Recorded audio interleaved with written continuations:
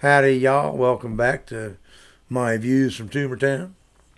I'm going to proceed on with more of my time in Hollywood at ABC um, while I was at Barney Miller.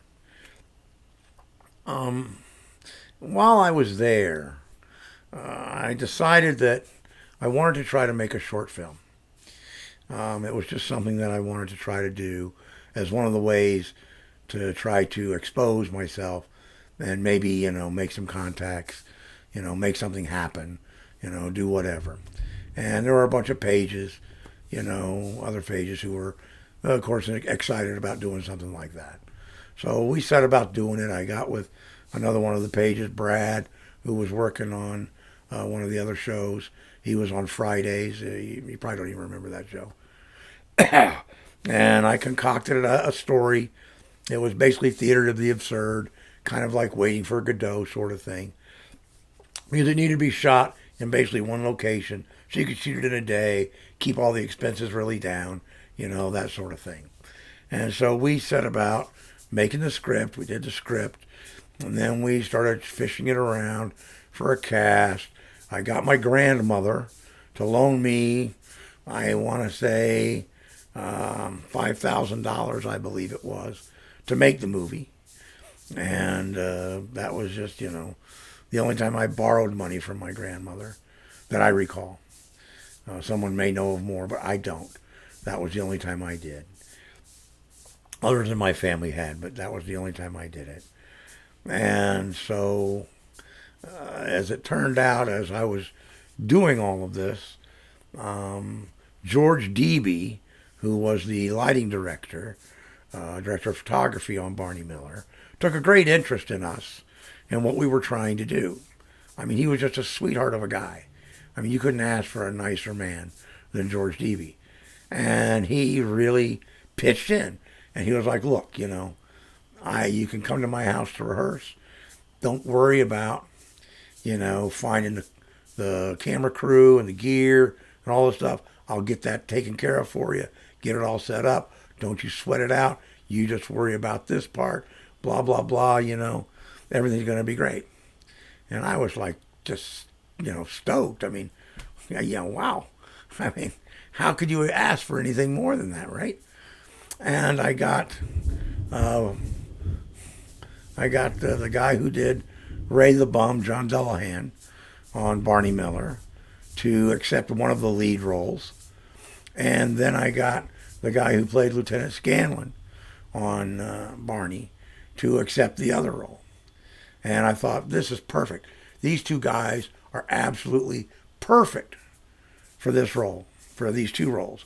They will make this thing sing, absolutely sing. I was so excited.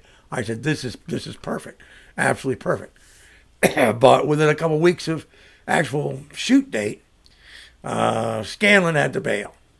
He was offered a part in a play that he would later win a lot of awards for. So, can't really blame him. But I do remember the one thing he told me when he told me he couldn't do it. He said, but I got to tell you, you have a knack for writing. Please don't ever stop writing. And I'll never forget that. But, of course, I never really did do much writing again, which is unfortunate. Well, certainly not in a theatrical sense.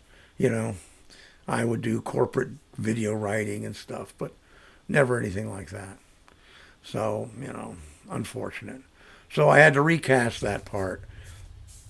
And the kid that did it, he gave it his best, but there was no comparison.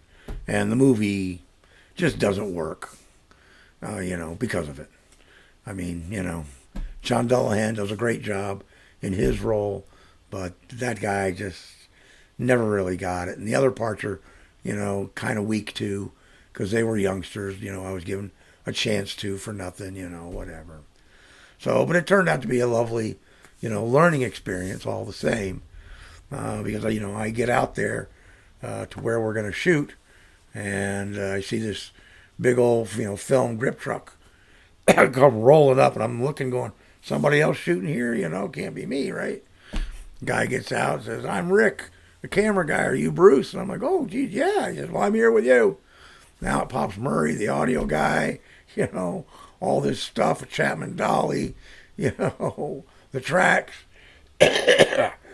cameras, lenses, lights, you name it, generators, everything pops out. I was like, wow. And of course, George was there for the shoot. So, I mean, we set out to make this thing, and we did it in a day. We surely did. We shot everything in a day. And early on, George stopped everything, pulled me aside, and said, "Sexy," because he called everybody sexy, because he didn't want to try to remember your name. He was like, "Sexy, you're looking at this like it's a theatrical play. You're blocking it. You're doing your camera view as if you're looking at a stage play." He says, "This is a film, not a stage play. You need to think differently. You need to put yourself in a cinematic mode, not a theatrical mode." And I was like, "Oh, wow, you're right. You are absolutely right," because he was. That's exactly what I was doing.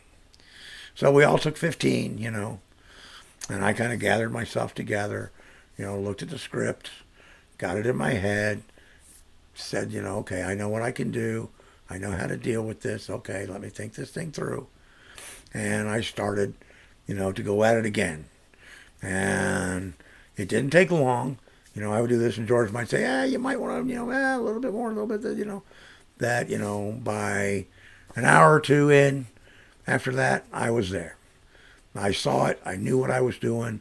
I understood exactly how to frame it, how to block it, how to shoot it for a film, not a stage play.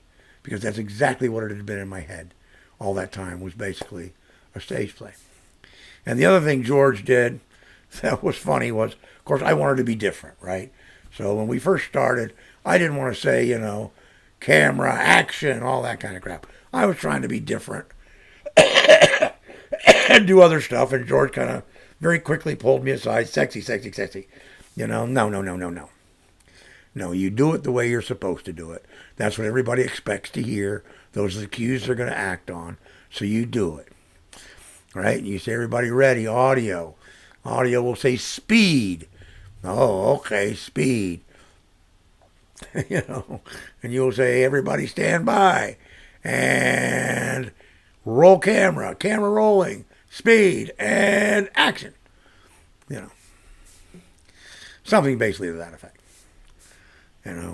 Now later on in my career, I would abandon action and all that, but I just never did like it. I was always contrary in that respect. But that day I did it because George, was very insistent about it, But we did make the movie. We got it into post-production.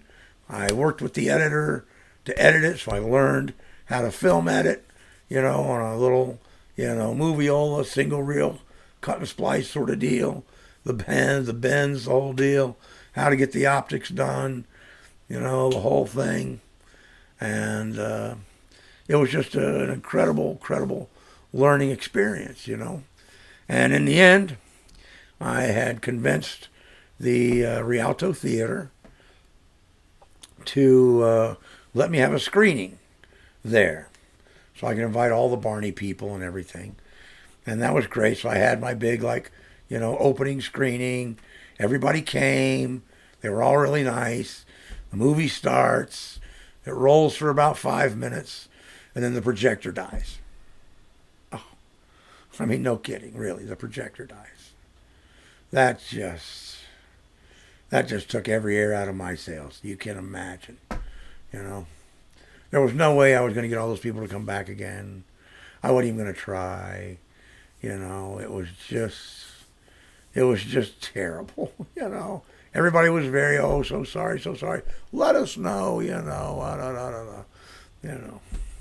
The theater owner felt really bad. So he said, look, I'm going to get the projector fixed, obviously. Then give me the film, and I'll play it for a week so that it'll qualify for entry into the Academy Awards. So at least you can have that.